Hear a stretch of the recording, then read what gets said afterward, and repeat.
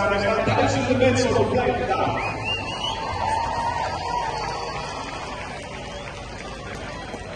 Ik begin met de volgende woorden Rotterdam. Mijn geboortestad.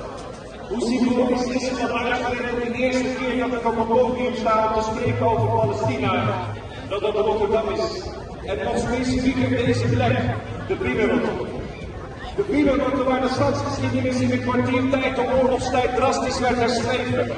Door bombardementen kwamen circa 900 mensen om het leven. En ruim 25.000 woningen gingen verloren, waaronder 24 kerkgebouwen. Het leed van die tijd wordt beschreven met één woord: huiveringwekkend. Tegelijkertijd wordt het deel van Rotterdam zodra ze Europa de stad weer op te bouwen beschreven met een ander woord: onvoorstelbaar. Een kwartier was genoeg om Rotterdam en Rotterdammers een eeuw aan te herinneren.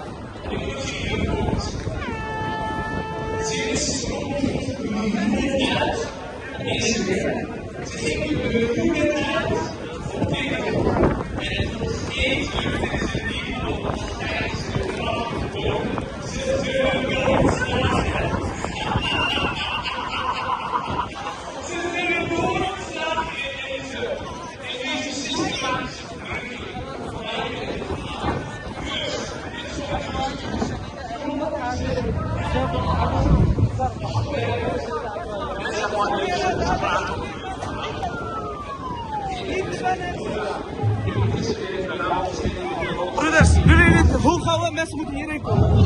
Hou hoog. Ja, allemaal.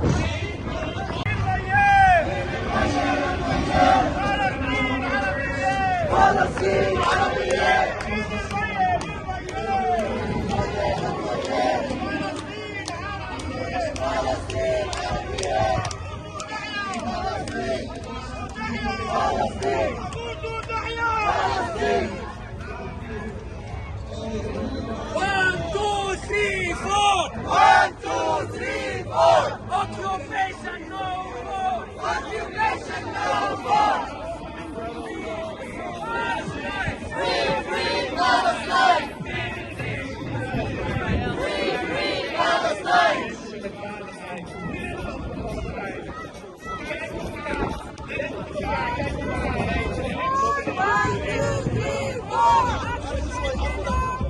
Occupation no more!